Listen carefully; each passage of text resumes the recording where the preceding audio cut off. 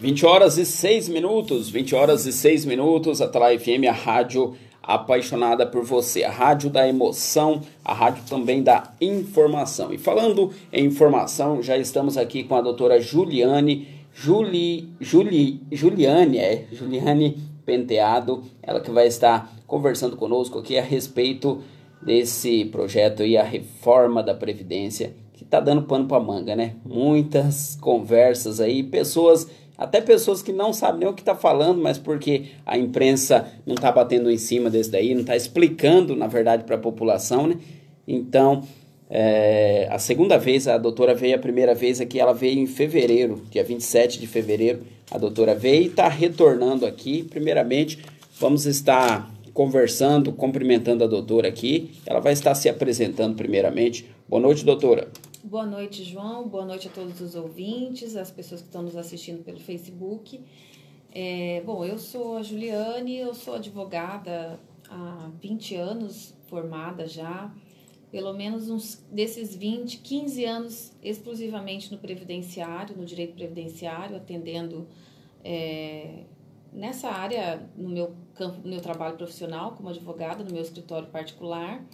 E há 2 anos, 3 anos mais ou menos, eu estou associada ao IBDP e sou membro, na verdade eu sou coordenadora regional do IBDP, que é o Instituto Brasileiro de Direito Previdenciário, que faz um trabalho de divulgação do direito previdenciário, mas no campo técnico-jurídico.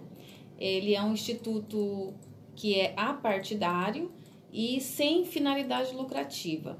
É um instituto que se mantém com a anuidade dos associados.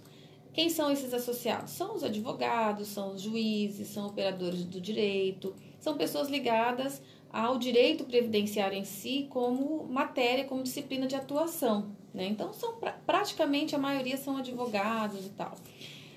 E nós vivemos dessas anuidades, na verdade o Instituto se mantém disso.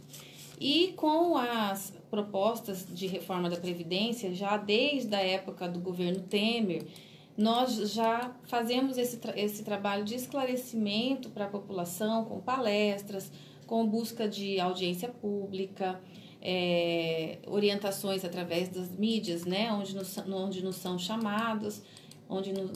chamados, exatamente para que as pessoas tenham um entendimento da amplitude e das entrelinhas dessas propostas, porque para quem está ouvindo deve saber que quando você vai ler um contrato, você leva o contrato para um advogado e o advogado vai te dizer o que significa aquilo ali. Então, é o que nós estamos fazendo para a população. Quando a gente pega a PEC 06/2019 e explica o que ela diz na sua entrelinha, o que está dizendo ali na rodapé, sabe? Aquele artigozinho ali que ninguém sabe o que significa. É basicamente esse o nosso trabalho. Então, nós estamos aqui com isenção partidária. Então, eu quero deixar bem claro, nós não temos filiação partidária nenhuma. Não somos filiados a partido X, Y, fulano, beltrano. Não estamos apoiando nenhuma pessoa da política ou repudiando ninguém. O objetivo é unicamente dar o esclarecimento para aquele que quer entender, como nós acreditamos, inclusive, que é o dever do cidadão e um direito do cidadão, saber exatamente o que pode acontecer com o seu futuro, principalmente com a sua aposentadoria, que é onde todos nós um dia chegaremos. É verdade. Como a doutora está mencionando aí, o dever desse instituto é trazer esclarecimento para a população. Não significa que as pessoas são ser humanos. Elas podem ser de partidos, podem ser filiadas a algum partido, né, doutora? Mas o instituto em si, ele não tem filiação com nenhum partido e o instituto é para trazer a informação para a população. Trazer uma informação bem clara para o ouvinte, doutora. Primeiramente, o que é PEC? Talvez uma coisa bem simples talvez para a senhora que já está no cotidiano, mas para nós que que não é do nosso cotidiano, fica um pouco difícil. Bom, eu também não sou filiada. Você falou as pessoas podem ser filiadas, Não, eu não sou filiada a partido nenhum. Eu sei. Só para esclarecer, como é ser humano, se a pessoa quiser ter uma filiação, ela pode ter, não significa que ela... Individualmente, cada um tem as suas escolhas, mas eu não tenho vínculo com nenhum partido político. Ponto. Bom, o que é PEC? É proposta de emenda constitucional. A Constituição Federal nossa, ela é de 1988. Na composição desta Constituição, né, ela é considerada a Carta Magna, é a nossa maior lei, é a lei maior de um Estado. Então, ela rege todos os direitos, os deveres, e é dividida em vários momentos, em várias situações. Ela abrange todos os poderes, executivo, judiciário, legislativo, as relações entre as pessoas, os direitos fundamentais. E lá na Constituição Federal existem alguns direitos que são fundamentais, porque ele está ligado ao cidadão, ao ser humano, como aquilo que é na essência, para que a gente tenha o mínimo do que é considerado digno, do que é justo, do que é necessário para um ser humano viver. E nesses direitos fundamentais estão os direitos sociais, que são os direitos não só ao trabalho, mas também o direito à sua aposentadoria, à previdência social, porque é um direito social. Esses direitos fundamentais, eles não podem ser modificados pela Constituição, da Constituição Federal, se não houver uma emenda constitucional. Emenda é quando a gente faz um reparo, quando a gente... é um remendo mesmo, sabe? Quando você corrige, altera alguma coisa que está lá no texto da Constituição, mas que não pode ser uma lei qualquer. Tem que passar por uma emenda. E a emenda constitucional, ela tem que seguir todo um roteiro. Ela tem um processo longo. Vocês devem estar acompanhando aí as notícias, né? Primeiro ela passou pela Comissão de Constituição e Justiça. Aí depois agora ela vai para a comissão especial, porque ela primeiro precisa ser aprovada a sua constitucionalidade, para depois ela passar para a comissão especial, onde vai dizer lá, eu vou tirar esse ponto, vou manter. E aí vai para a votação dos deputados e depois do Senado. Então, ela tem um processo longo. Por que ela tem esse processo longo? Exatamente para que não haja modificações assim ao chamado Deus dará. Qualquer um chega, vai, muda, sem ter um debate, sem ter um aparato social, no sentido da sociedade se manifestar. Porque para mudar uma Constituição, precisa ter muita audiência pública. Por isso é que nós, enquanto IBDP, nós temos buscado isso. Ontem teve na Assembleia Legislativa aqui, e nós estamos com uma audiência pública marcada para o dia 24 de maio na Câmara Municipal de Campo Grande, graças ao vereador Lívio Leite, que nos ofereceu esse espaço. Nós fizemos um requerimento e ele prontamente nos acolheu, abrindo esse espaço para que nós pudéssemos usar do auditório da Câmara Municipal, e vai ser uma audiência pública democrática,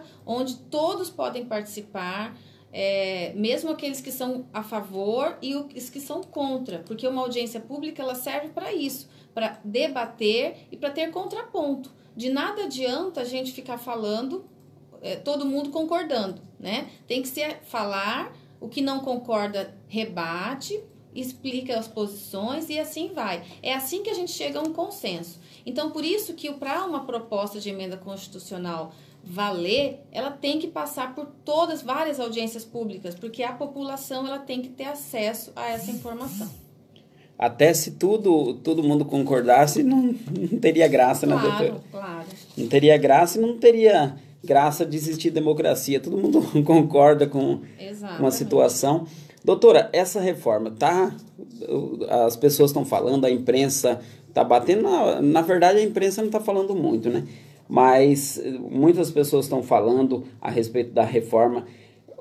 As pessoas que são a favor da reforma, os políticos que são a favor, eles falam que essa reforma não tem como não ser feita, da maneira que está. Se não fizer a reforma da Previdência, o Brasil vai quebrar, vai acontecer um caos no nosso país. O que a senhora pode dizer como uma experiência, como uma advogada tributalista, previdencialista que a senhora é? O que a senhora pode dizer nesse quesito? Olha, a verdade é que desde que eu me entendo por... não vou dizer gente, porque a gente começa cedo, mas desde que eu me entendo como estudante de direito eu já ouço falar dessa coisa de reforma da Previdência, que a Previdência ela tá quebrada e que eu não vou investir. E as pessoas acabam desestimulando, né, de pagarem até um carnê, uma coisa para a Previdência, porque acha que tá jogando dinheiro fora. Na verdade, isso é um mito que foi criado, sabe? Porque a Previdência, ela até está hoje com um déficit. Eu não vou mentir, não vou negar que isso exista hoje, no ano de 2019. Mas há 13 anos, no mínimo, mais de 13 anos, há 15 anos, no mínimo, eu dando aula, a gente já mostrava em sala de aula que nunca existiu esse déficit. Ele tinha superávit, ou seja, sobrava dinheiro na Previdência. E o que foi acontecendo? Os governos, todos, eles retiravam o dinheiro da Previdência para outras finalidades. Construía ponte, transamazônica, até Brasília foi construída com o dinheiro da Previdência. E aí isso foi fazendo o quê? A retirada constante de dinheiro para outras finalidades. Então, o que existe hoje é uma dívida pública. O Brasil tem uma conta, as contas públicas do Brasil estão defasadas. E a gente não sabe muito bem por quê e quanto é isso. Porque o que é falado para a gente não está comprovado. Quando teve a Comissão de Constituição e Justiça recente agora para aprovar a primeira etapa da PEC, a gente tentou que o governo apresentasse essa conta para a gente, né? Abre a conta e mostra o que é que está tão deficitário assim. E isso não foi mostrado. Isso foi, até eles conseguiram uma liminar que foi proibido essa apresentação.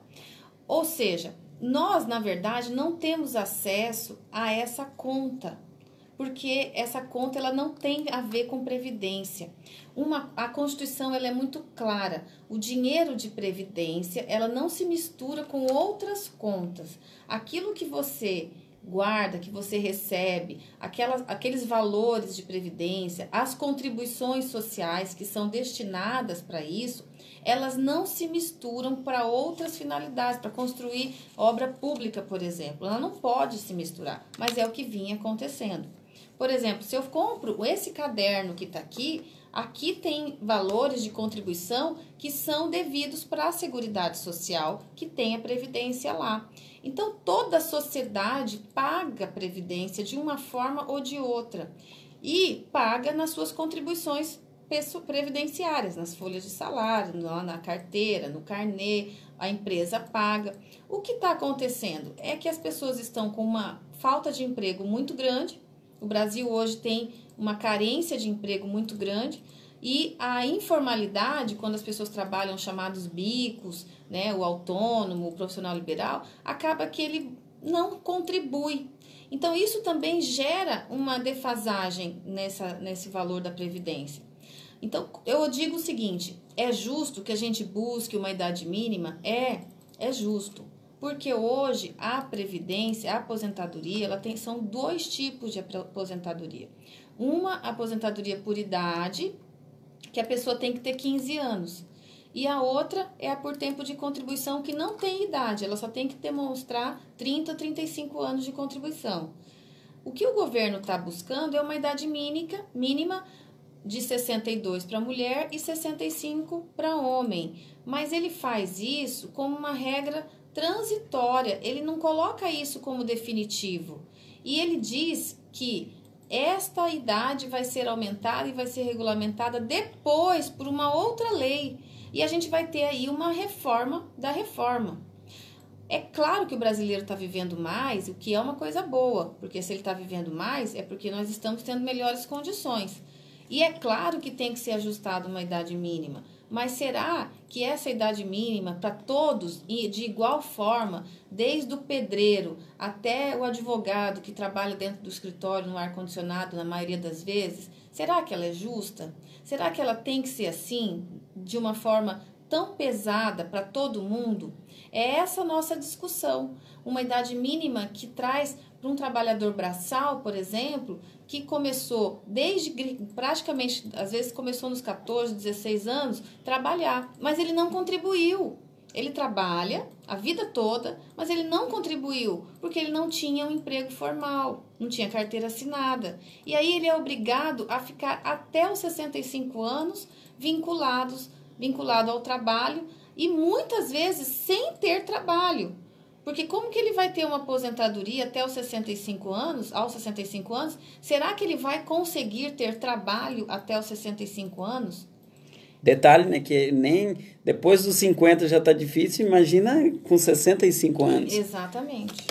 Não, talvez seria mais fácil, para quem já tem uma profissão estabelecida, assim, pode ser até uma facilidade, mas pessoa igual a senhora mencionou, pessoas com trabalhos braçais aí, pessoas na área rural também, já fica um pouco mais difícil.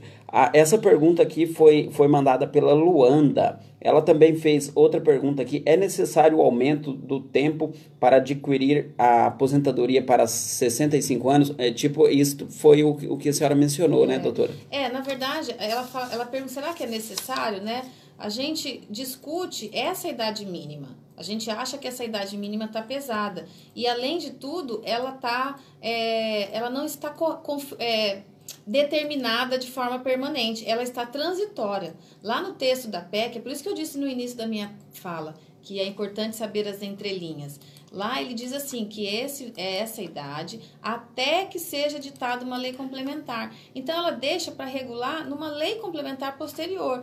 Detalhe, a lei complementar, ela não é um procedimento tão longo como uma PEC, que é a proposta de emenda constitucional.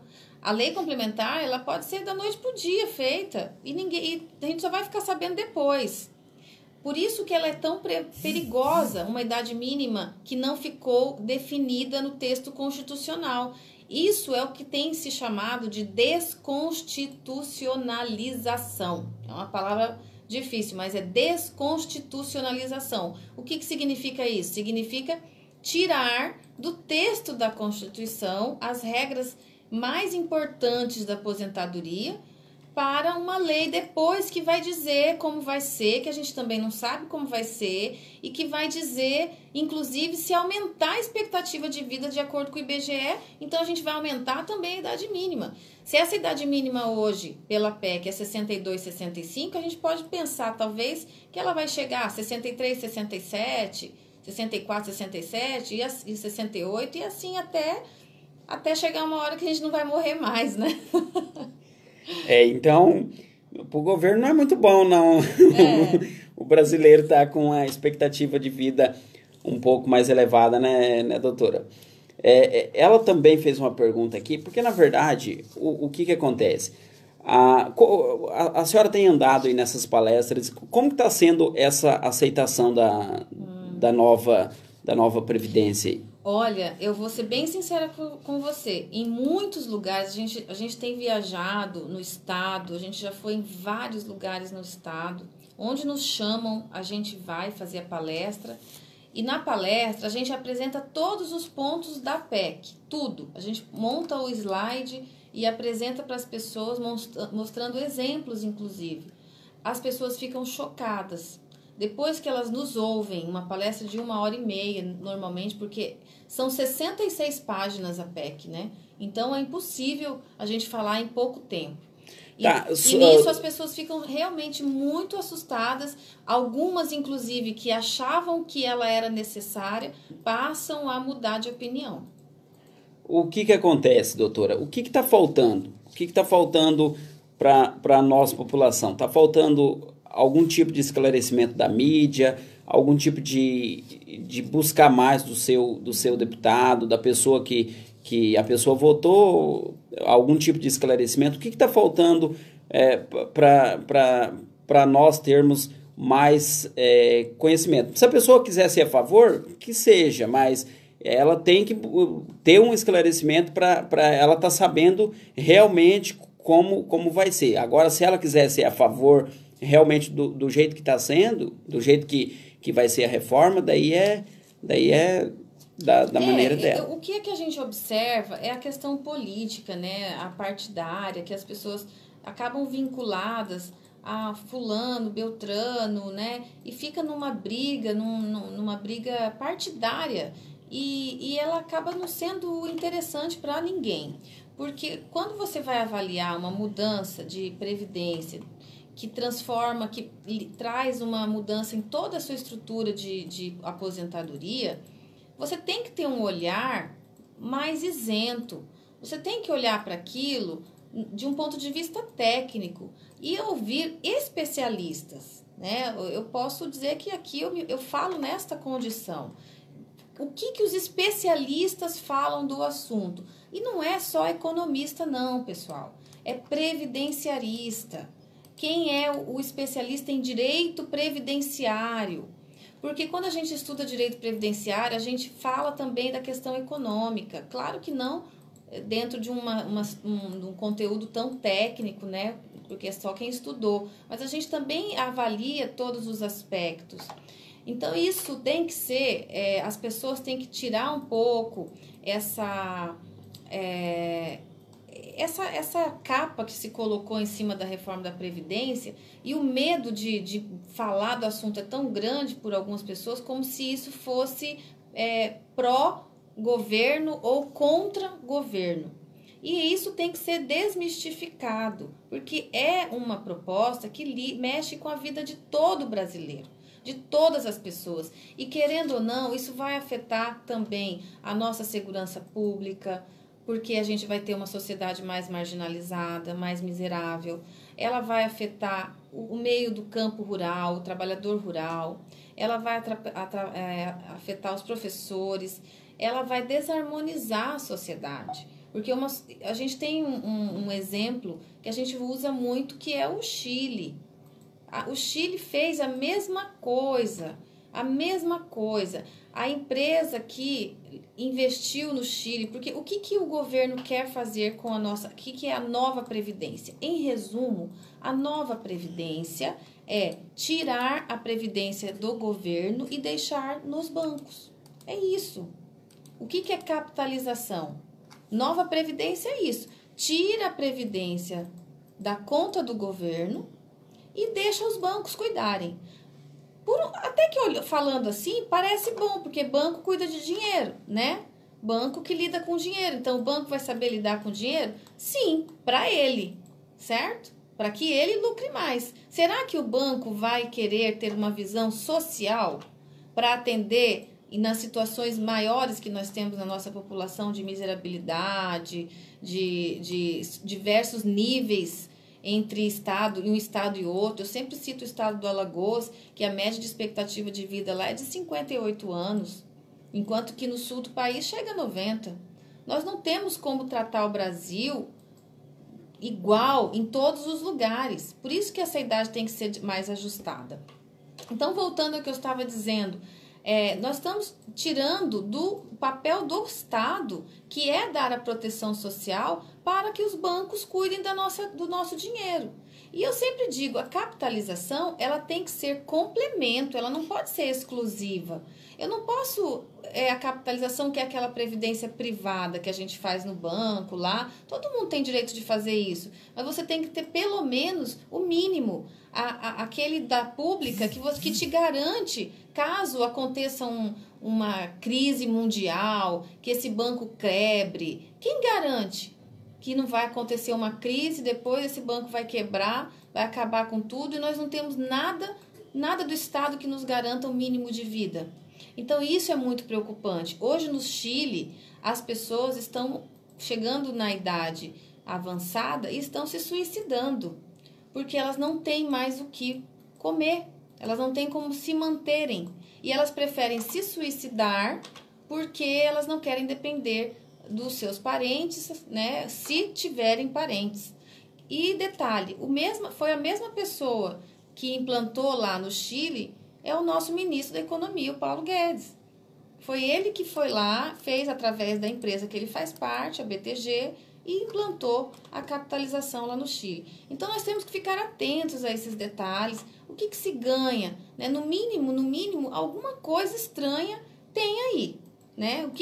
Por que se quer tanto implantar uma capitalização no Brasil, mudando toda a nossa estrutura, que já tem anos que pode estar deficitária, que pode não estar entrando tanto dinheiro como deveria, mas não está entrando por quê? Porque estão usando para outras coisas. Mas aí eles desoneram os ruralistas, desoneram as multinacionais, os bancos devedores não pagam, não são cobrados, eles são anistiados, são perdoados, as dívidas deles são perdoadas. Se você deve a Receita, ô João, você acha que você vai ser perdoado?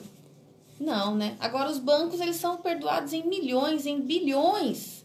A própria Globo é uma das devedoras. E tem várias, JBS, bancos aí, Bradesco, Itaú. Então, todos esses bancos devem previdência. E aí, eles vão se beneficiar com a capitalização, porque eles vão passar a gerir o dinheiro dos contribuintes. Uma pergunta aqui. A senhora falou que essa nossa previdência aqui foi feito pelo Paulo Guedes, através da empresa dele, que foi a mesma que fez lá no Chile. Então, ele pegou o modelo dessa lá do Chile, ou ele buscou várias referências? Não, ele pegou o mesmo modelo. É a mesma coisa que ele fez lá no Chile, ele quer fazer aqui. E as pessoas que é contrária a essa previdência, vocês têm alguma visão de outras previdências que deram certo? Que deram certo de outra maneira? Deu certo. Para você ter uma ideia, todas as que fizeram esse regime de capitalização... Não dessa maneira, mas uma... mas semelhante, mesmo que não seja idêntica, semelhante, elas estão voltando atrás, antes de quebrarem. Qual seria uma previdência? Então? Elas perceberam que não funciona e estão voltando atrás. Vamos dar um exemplo. Você acha que a Alemanha, por exemplo, é um país de primeiro mundo, né? Como a gente chama, né? Você acha que eles não fariam isso se fosse bom? Lá não tem esse regime de capitalização. Então, nós temos que nos pautar em lugares que dá certo. O que a gente viu que não dá certo, para que a gente vai copiar? É ilógico, concorda comigo? Que não tem lógica. Se a gente já viu que não deu certo, a gente já vê países que estão voltando atrás, para que a gente vai copiar uma coisa que deu errada? Num sistema de previdência que a gente há anos vivencia, alguém deu um exemplo desse, eu vou copiar, que me perdoe, eu não lembro a pessoa que deu esse exemplo. É como se você quisesse... a sua casa está com uma infiltração, certo? Você está com uma infiltração, o que você faz para resolver o problema da infiltração? Você vai ter que subir no telhado, corrigir o que tem lá em cima, onde está entrando a água, né, da chuva, que seja. Se tem uma telha quebrada, você vai corrigir aquela telha, para não entrar mais água. Aí você pinta, dá uma arrumadinha na casa e fica tudo bem. Agora, se tem uma goteira, você vai quebrar a casa inteira por causa disso? É o que está acontecendo. E o que os governos anteriores sempre fizeram? Ao invés de resolver o problema da goteira, eles iam passando uma mão de tinta. Passava uma mão de tinta, passava uma mão de tinta. E até que chegou um ponto que tem que resolver a goteira. Agora, para resolver a goteira, eu vou quebrar a casa inteira? Não, tem como resolver a goteira. Vamos parar de tirar dinheiro para outras coisas. Vamos parar de desonerar as grandes empresas. Vamos cobrar de quem deve.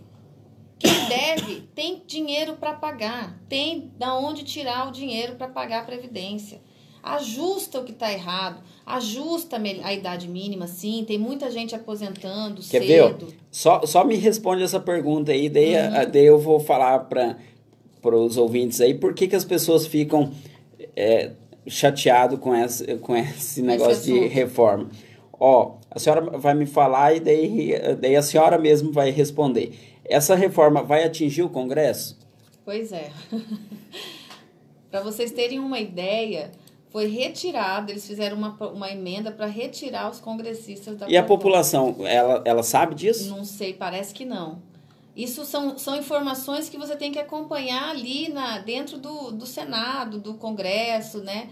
Tem que procurar os sites corretos, é informação que você precisa saber. Por exemplo, antes mesmo dessa emenda, a proposta já dizia uma coisa, porque quando você vê lá eles falando na TV, eles falam assim, vai ser igual para todo mundo, né?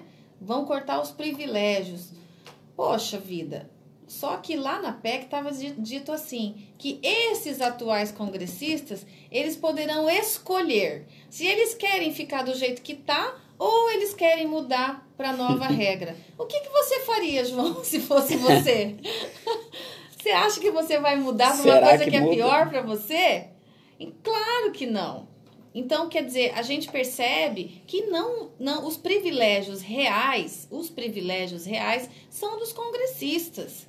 Eles é que deviam dar o exemplo. E quem está pagando a conta é o seu José, a dona Maria, a dona Maria que vive lavando roupa para fora, que é a costureira, que paga o carnezinho dela, que está com dor nas costas de tanto costurar e não consegue aposentar porque ela não tem ainda a idade, porque ela não tem o tempo de contribuição e agora ela vai ter que chegar até os 62 e ter 40 anos de contribuição, senão ela não aposenta. Se ela aposentar com menos de 40 anos, ela vai ter uma aposentadoria menor, né? E é justo isso? Na verdade é o seguinte, na verdade é falta de informação da população, porque muitas pessoas que você pergunta, você é contra ou a favor da reforma? Todo mundo fala, mas eu sou a favor. Daí você pergunta, por que você é a favor? Não, mas a imprensa está falando, se não acontecer a reforma, vai quebrar o Brasil, daí não sei o quê. Daí o que acontece? A maneira que é passado na mídia é passado de uma maneira técnica. Ninguém entende, a população não entende essa maneira técnica. Então fala, mas dessa maneira você pega isso. Até o ministro da Educação, não sei se foi o ministro da Educação, não sei que ministro lá, não me recordo aqui, que ele fez ele fez uma paródia, não, esqueci, fugiu o termo aqui, com chocolates lá. Sim. Então, ele, para fazer para fazer para explicar o caso da verba lá da educação. Mas só que a população não entendeu nada. Eu, pelo menos, não entendi nada. A população, creio que não entende. Então, muitas das vezes a pessoa ouve o que a mídia tá passando, o que a mídia tá falando, e quando leva um deputado, quando leva até o presidente para explicar a respeito disso, não faz a pergunta certa. Como que vai ser? Fala da maneira que a população vai entender. Se falar da maneira que a população entenda, e a população mesmo assim aceitou, tranquilo. Então... na verdade, eu vou te falar uma coisa por experiência minha, como profissional do direito há muito tempo. As pessoas não conhecem nem as regras atuais, quanto mais o que vai acontecer. Então, é muito difícil você saber se piora ou melhora se você não conhece como é hoje, né? Eu tenho, às vezes, às vezes até colegas advogados mesmo que não atuam no direito previdenciário não sabem muita coisa, porque é uma disciplina muito específica, sabe? Para você ter uma ideia, João, eu não estudei isso na minha faculdade.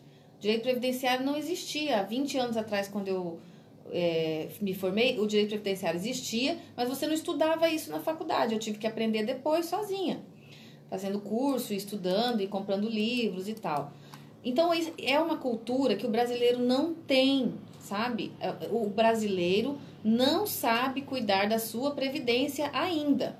Talvez esse seja um aspecto bom dessa discussão toda de reforma da Previdência, porque quem sabe agora as pessoas vão procurar saber melhor sobre isso. Esse é um aspecto positivo, porque tudo na vida tem um lado bom também, né? Agora, as regras, como elas vão ficar na PEC, elas são muito específicas, é muito detalhe, é difícil para as pessoas saberem. E da forma como a mídia coloca, e você colocou isso bem, ela parece ser necessária, ela tem que acontecer. Sabe aquela frase assim, quando uma mentira é contada várias vezes, ela se torna uma verdade. Até você que está contando mentira acredita. Até você está acreditando. Então você vai ouvindo aquilo, e eu canso de ver pessoas chegarem até mim e dizer assim, mas ela é necessária, a reforma é necessária porque senão vai quebrar o Brasil. Isso chega a ser um terrorismo. Eu ouço isso há 15 anos que a Previdência tem um déficit. Até hoje ela está aí. Como que tem déficit se o governo ainda tira 30% para pagar outras finalidades? Que déficit é este? Da onde surgiu um déficit que você ainda consegue tirar para pagar outras contas? Não bate a conta. Essa conta não bate. Por isso que a gente precisava, na verdade, saber que o governo apresentasse essas contas para a gente, abrisse a caixa preta, para aí, de verdade, a gente saber da onde de fato vem essa goteira, né? Da onde que essa goteira está vindo. Como que está a aprovação ou rejeição desses eventos que vocês estão fazendo? Tá tendo muita aprovação? A população, os vereadores, alguns estão... Olha, eu não tenho contato com tantos vereadores, assim, eu só tive recentemente, o que eu posso falar é o vereador Lívio Leite, que nos recebeu no gabinete dele. A gente entrou com um pedido de abertura de audiência pública e ele prontamente nos recebeu, porque ele é um vereador muito democrático, mesmo sendo, de início ele era a favor da Previdência, da reforma da Previdência. Quando ele nos ouviu todo o aparato que nós levamos, e ele entendeu que ele estava tendo informações truncadas. Então, ele deu abertura para que nós fizéssemos uma audiência pública. Ela vai ser realizada dia 24 de maio. Todos estão convidados, a partir das 13 horas, na Câmara Municipal de Campo Grande, com participação de vários setores da sociedade, pessoas da área política, e institutos, associações, sindicatos também. E nós iremos falar, o IBDP vai apresentar lá a proposta, como ela veio, e aí vão ser abertos os debates. As pessoas terão direito, inclusive, a palavra e tal. Então, nesse caso, esse foi um exemplo de uma pessoa que era a favor e que, quando a gente apresentou, ele disse, olha, eu estou impressionado, eu não sabia que era assim. Eu não sabia. Então, sabe o que acontece, João? Quando você tem um certo preconceito com alguma coisa, você já pré-julga. E como já ficou estigmatizado que quem é contra a reforma da Previdência é de tal partido, né? Ah, você é tal partido, você é esse, né? Esse lado negro da força. Quem é do lado negro da força é contra a reforma da Previdência. Aí tem algumas pessoas que elas não querem nem te ouvir, porque elas não querem nem mexer naquilo que elas já construíram. Mas é bom também frisar que o lado oposto, que hoje é contra a reforma, também em outros momentos foi a favor de outras situações que... É como eu disse, os governos anteriores, nos últimos 15 anos que eu estudo Previdência, nunca fizeram algo realmente que equalizasse o problema da Previdência, que realmente abrandasse a situação para que nós não chegássemos a esse ponto. Isso, de fato, ocorreu. Doutora, então, olha, 20 horas é um assunto bom e o tempo passa, né? Agora que eu vi aqui 20 horas e 45 minutos. Fala um pouquinho, como que vai ficar, doutora, se porventura for aprovada essa reforma aqui, a aposentadoria dos militares, dos professores, no geral, assim, a aposentadoria do pessoal, assim, da área pública, assim. Tá, olha, dos militares, ela não foi incluída na PEC 06, ela foi apresentada depois separadamente e não foi, na verdade, uma reforma. Ela foi uma reestruturação de cargos. Então, os militares não entraram nessa balança. Com relação ao servidor público, ele vai ter que ter 62, 65, mulher e homem, e tem que começar com 25 anos de contribuição para receberem 60% da média aritmética. Ou seja, vai pegar os salários deles, 100% dos salários deles, vai fazer uma média aritmética e jogar 60% se ele tiver 25 anos. Se ele tiver mais de 25 anos, aí ele vai aumentar 2% a cada ano. Uma professora, por exemplo, do serviço público, que começou a trabalhar cedo e tem hoje 46 anos de idade, ela vai se aposentar em 2023, porque ela vai ter 50 anos e 25 anos de contribuição é o tempo que ela tem que ter de sala de aula. Com a proposta, esse tempo vai para 2031, para você ter uma ideia. Só que mesmo assim ela não recebe 100%, ela vai receber só 88%, porque ela, para ter 100, ela tem que ter 40 anos de contribuição. Essas regras é que são muito pesadas para quem está sabe assim, na hora de chutar o gol para acabar o jogo ali, para vencer a partida, e o juiz apita, são essas pessoas as mais prejudicadas. Professor e professora são os que a gente mais se preocupa. Fora o trabalhador rural, por exemplo.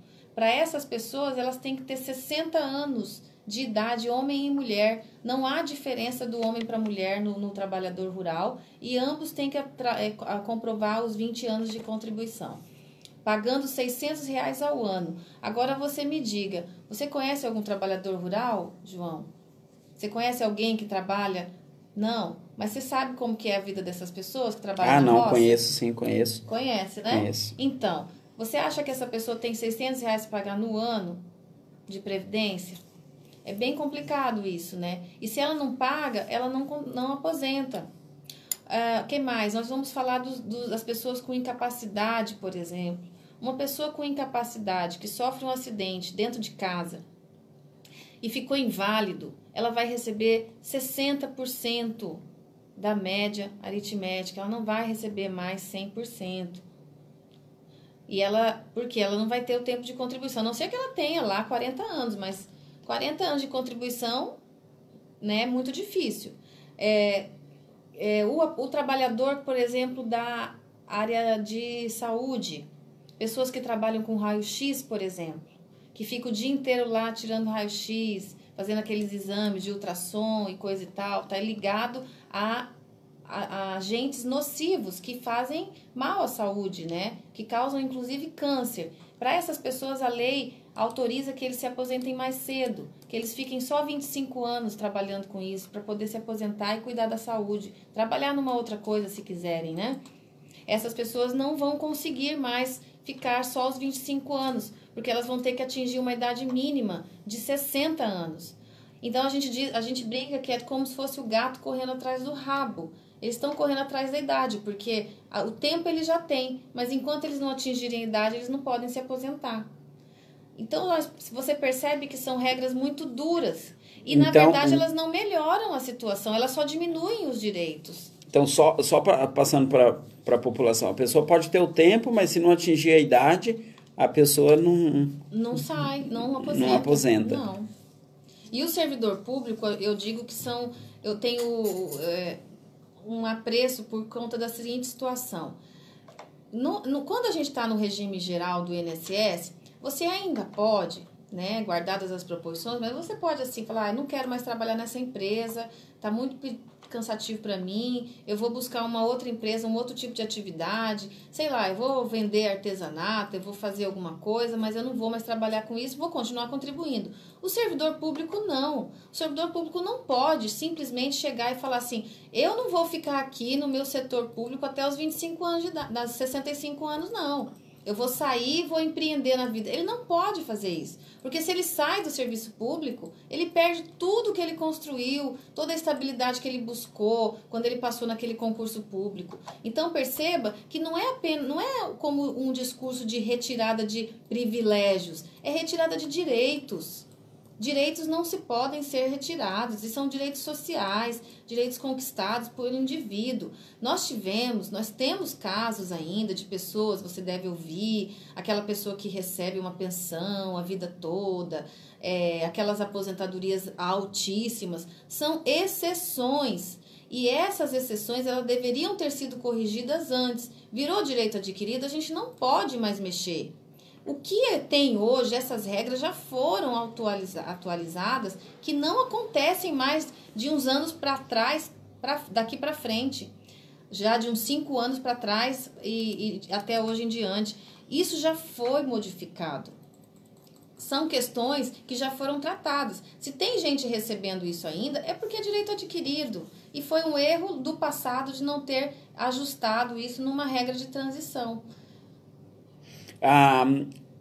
Haverá mudança, doutora, na contribuição do INSS e também como que fica para os autônomos. E a senhora acabou de falar dos empreendedores, né? Na verdade, eles fizeram mais alíquotas pela proposta de 6,5%, 8,5%, até 11%, né, para o trabalhador de INSS, e mantém a mesma coisa para o autônomo, né? Ele vai seguindo, ele segue o percentual, né? A diferença é que ele tem um valor menor para quem recebe salário mínimo. Mas a diferença em linhas gerais é de R$5 para ele. Vai pagar R$5 a menos. A gente já fez essa conta. R$5 a menos. Só que ele vai ter que trabalhar quase que o dobro para poder compensar essa ajuda aí, né? Deu um pequeno erro aqui, mas já voltamos aqui. Pessoal, você que está acompanhando, eu esqueci de mandar abraços aí para as pessoas que estão acompanhando aí pelo aplicativo do Radiosnet, pelo portal ali do Radiosnet, acompanhando essa entrevista, essa conversa aqui, muito esclarecedora aqui com a doutora Juliane Penteado, aqui que está dando esses esclarecimentos aqui para nós. E mandando um abraço ali para minha amiga Luanda, ela falou que está fritando uma pipoca e está no pé do rádio aí, acompanhando aqui essa conversa, essa entrevista aqui com a doutora. Mandando um abraço também para você que está nos vendo pelo Facebook, pela transmissão ao vivo, o Carlos Eduardo, meu cunhado, lá em Guia Lopes da Laguna. Um abraço aí para todas essas pessoas que estão acompanhando, o Roberto Pereira também, um abraço aí para vocês. Então, a senhora tem algo mais para complementar essa questão a senhora falou do autônomo.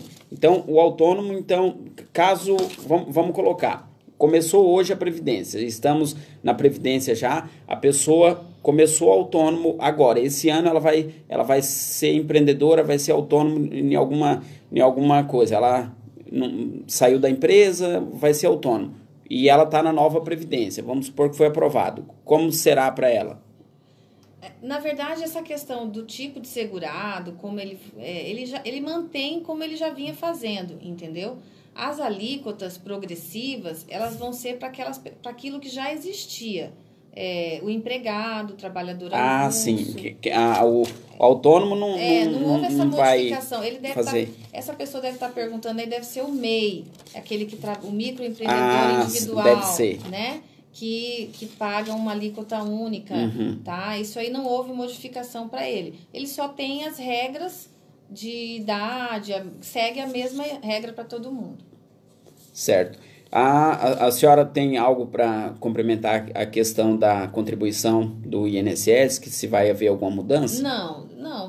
Seria isso como eu disse mesmo. Ela tem algumas variantes, elas são alíquotas progressivas, como já só que ela tem uma diminuição no início de 6,5% para quem recebe salário mínimo. As pensões por morte? Pensão por morte muda bastante, ela passa a ser de 50% para cônjuge, né, viúvos e viúvas, e 10% por dependente, que seria filhos até 21 anos ou aqueles que possuem uma deficiência, uma incapacidade, enquanto durar a incapacidade.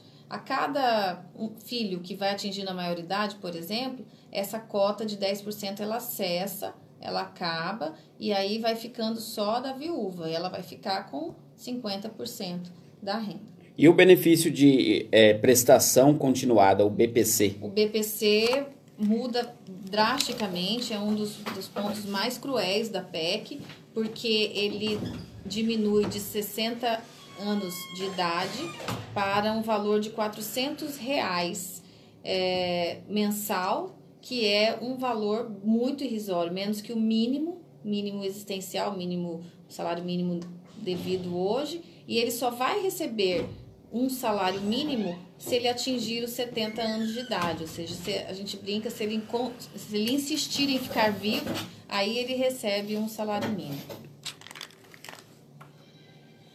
Pessoal, você que está acompanhando aqui, 20 horas e 57 minutos, 20 horas e 57 minutos, Atalaia FM, a rádio apaixonada por você, a rádio que traz informação com credibilidade aí para todos os nossos ouvintes. Trazendo hoje a doutora Juliane aí para estar falando, trazendo esses esclarecimentos sobre a reforma da Previdência. Você que é a favor, teve mais esclarecimentos aí para continuar a favor ou está mudando de ideia? E você que já é contra mesmo, você teve mais esclarecimentos aí com a doutora. Tenho aqui mais uma pergunta aqui. O tempo de contribuição mudou? O tempo de contribuição e também a regra de transição, doutora. As regras, o tempo de contribuição mudou, na verdade, começa com 20 anos, é o mínimo que o contribuinte deve ter para se aposentar aos 65 homem e 62 mulher, pela regra de transição, ou seja, não se tem ainda uma idade mínima permanente, como eu disse no início, depende de uma lei complementar que será depois apresentada. As regras de transição, nós temos 3 regras de transição, é um pouco difícil de explicar, mas de forma rápida, porque nós temos pouco tempo, parece. Nós temos uma de pontos, que tem que somar a idade e o tempo de contribuição, e a pessoa tem que buscar aí a idade conforme o ano. Então, começa com 86,96 no ano de 2019 e ela vai aumentando 1 ponto a cada ano. Acontece que, às vezes, a pessoa não consegue somar o ano correspondente. Então, ela, às vezes, atinge a idade, mas não tem o tempo de contribuição ou vice-versa. E aí, ela tem que ir correndo atrás dessa idade dela nos anos seguintes. Nós temos a do pedágio, que essa vai ser apenas para aquelas pessoas que estão há 2 anos de atingirem os requisitos.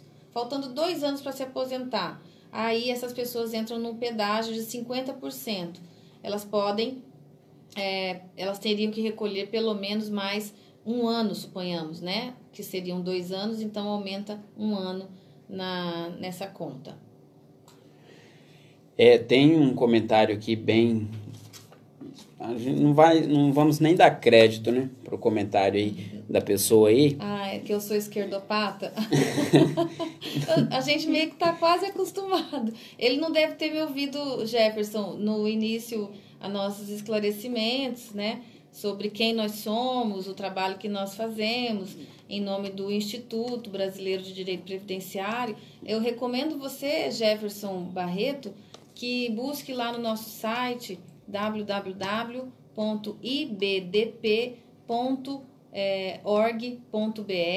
que é o nosso site de divulgação de cursos, de palestras, de simpósios. É um instituto que eu me orgulho muito de fazer parte, porque nós temos uma atividade muito ampla no cenário nacional. Nós temos um grupo de WhatsApp, por exemplo, que, tem mais de 200 advogados, juízes, procuradores, funcionários do INSS, inclusive, que fazem parte deste instituto, como associados, como membros, como uma diretoria. E hoje eu componho a coordenação regional aqui de Mato Grosso do Sul e da região Centro-Oeste, com muita satisfação de representar esse instituto, que faz um trabalho grandioso no cenário nacional. E nesse grupo de WhatsApp eu não tenho nenhum colega lá que é a favor da reforma da Previdência.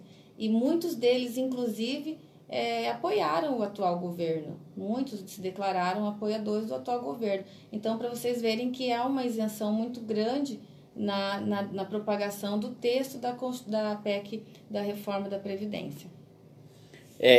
Talvez, igual a senhora mencionou, falta um pouco de conhecimento nosso, da população, porque, na verdade, vocês estão, não sei se é só vocês, é só o instituto de vocês que tem, ou tem outros? Tem outros, eu vou dizer alguns. Nós temos o Instituto dos Advogados Previdenciaristas, que é o IAPE. Eu estive recentemente num congresso lá em São Paulo, no começo de maio. Nós tivemos, inclusive, uma palestra do Luiz Flávio Gomes, que é deputado federal hoje, e ele foi contra na Comissão de Constituição e Justiça e apresentou 15, ele falou, só eu apresentei 15 inconstitucionalidades. Ele falou, eu acho que a reforma tem que passar, mas eu quero dizer a vocês que nós vamos vetar todas as questões inconstitucionais, tudo aquilo que está sendo de injustiça social, né? Que ele considera como injusto.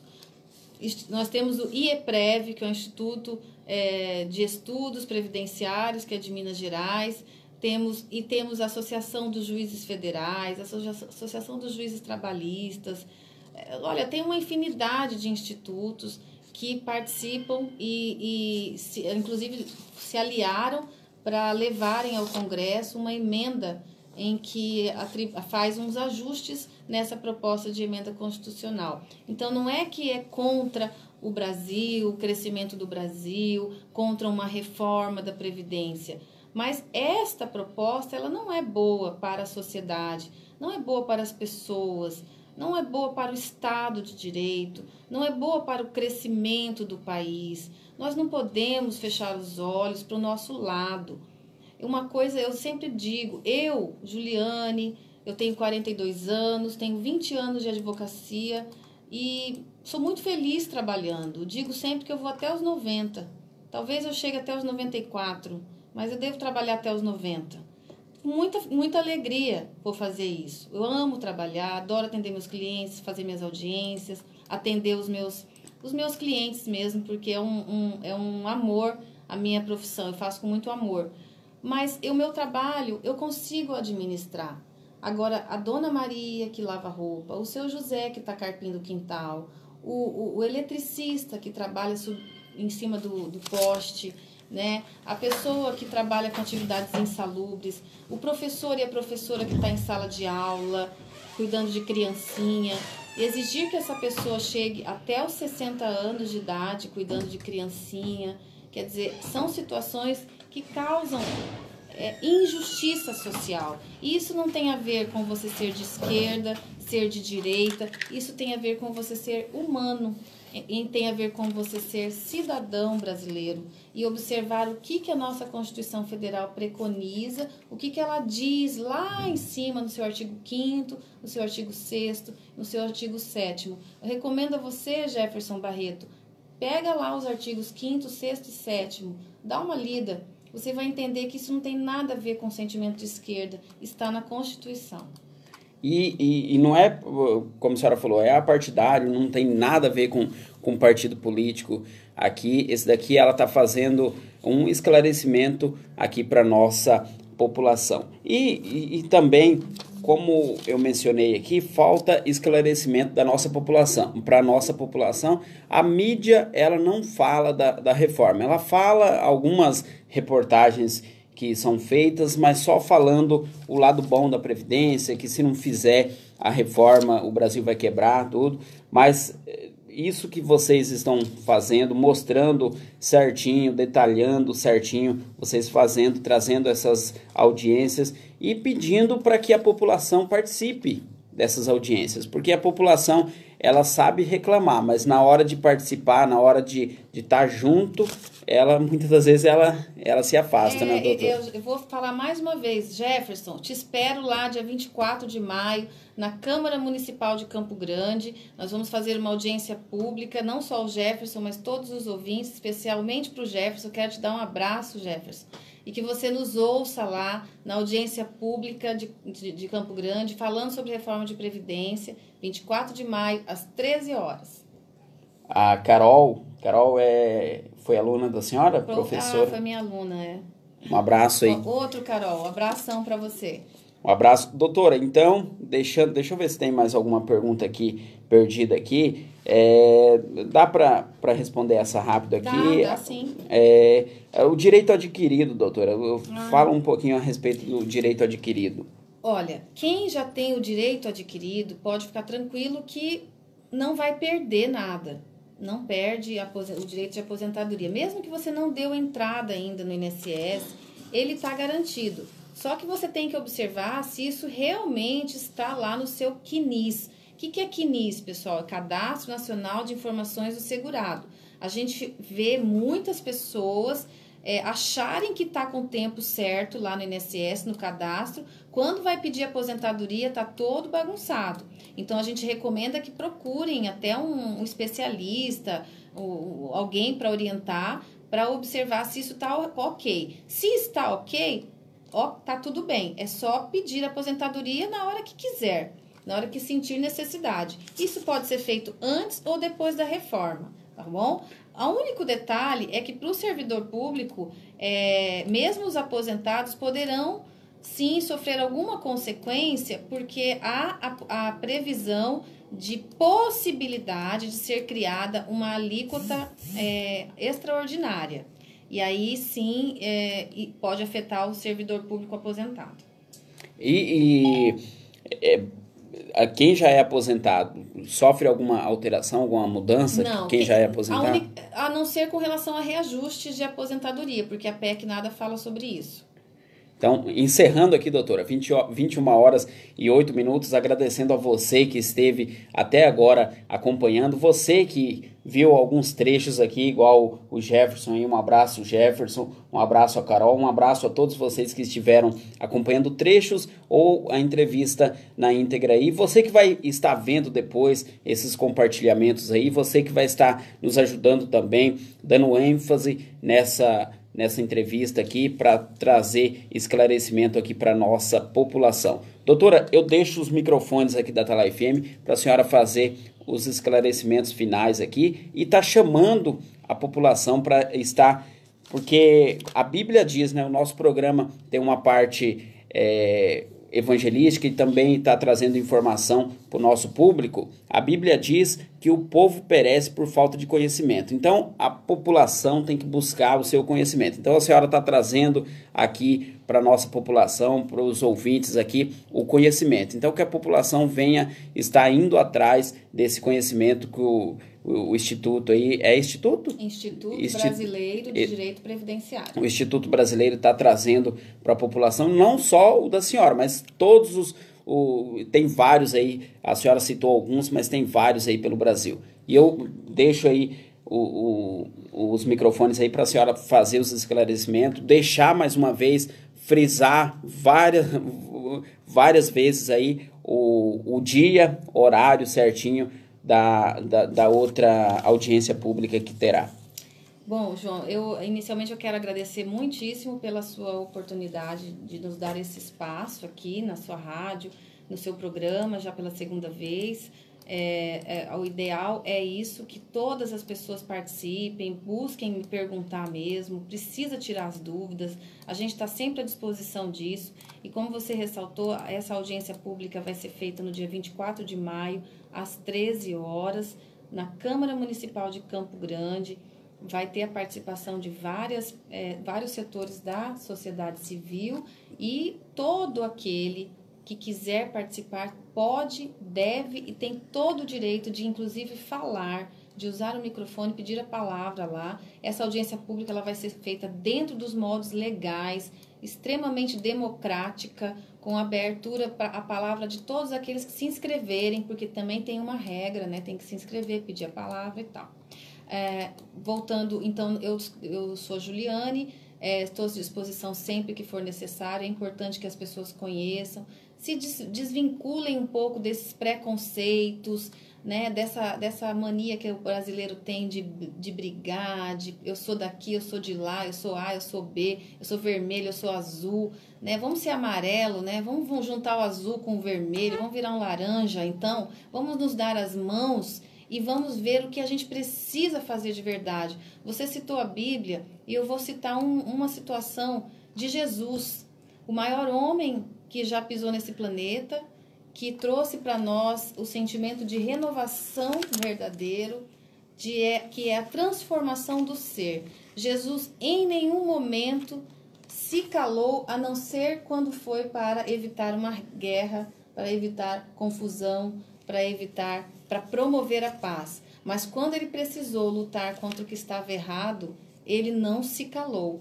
Ao contrário, ele ia aos montes e falava às pessoas. Ele falava os sermões, ele dizia o que precisava ser dito, sem medo de represália. Tanto que ele foi morto e crucificado por essa situação. Quando ele expulsou os vendilhões do templo, ele não foi um homem cordeiro, ele foi um homem firme. Ele se posicionou contra o que estava errado. Então, sigamos os exemplos do Mestre Jesus, que se disse o caminho, a verdade e a vida. Sejamos nós também a mudança que queremos ser no mundo.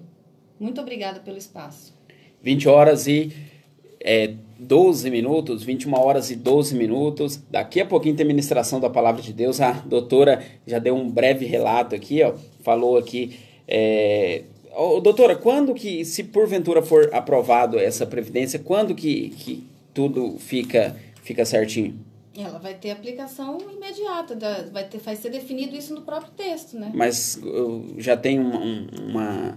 Vai depender de como que ela foi aprovada. Se for definido no próprio texto, vai ser aplicação imediata. Mas, já começa a valer a partir de já, assim que ela for aprovada. Então, mas se for aprovado, aí, qual que é o tempo, mais ou menos? Então, ela já vai ter aplicação imediata a partir da aprovação. Aí as pessoas que estão antes ou depois, a regra é no 45 dias. Não, eu falo assim, lá no Congresso, lá no Senado. Tá, vai... O tempo que vai levar tudo isso? Bom, isso já é difícil da gente mensurar. Mas a gente chuta, assim, que pode ser outubro, novembro. Esse ano ainda tudo indica se for passar esse ano, né? Talvez até fique pro ano que vem. A gente não sabe, né, João? Isso é muito incerto. Mas vocês que estão fazendo essas audiências a gente aí... chuta lá por novembro. Então, mas vocês que estão fazendo essas audiências aí, vocês estão indo à frente para tentar... A gente está tentando colher assinaturas para que seja reconhecida uma emenda nossa, proposta pelo IBDP e outros institutos, para que alguns pontos sejam amenizados, para que sejam feitos alguns ajustes, para que não fique tão endurecido para a população. Maravilha. É muito importante essas informações que foram prestadas aqui. Eu agradeço a doutora Juliane, agradeço a você que nos deu essa companhia até agora e vai continuar até as 22 horas. Continue conosco, daqui a pouquinho tem ministração da Palavra de Deus. Vamos ouvir a canção Deus de Promessas, 21 horas e 14 minutos. Deixa eu te falar uma coisa que eu lembrei agora. Você já ouviu falar do Comitê em Defesa da Vida? Tem uma marcha contra o aborto que vai ter dia 25 de maio. E eu sou uma das representantes. Se você puder depois abrir um espaço para nós, para a gente divulgar. Um abraço, pessoal. Deus abençoe.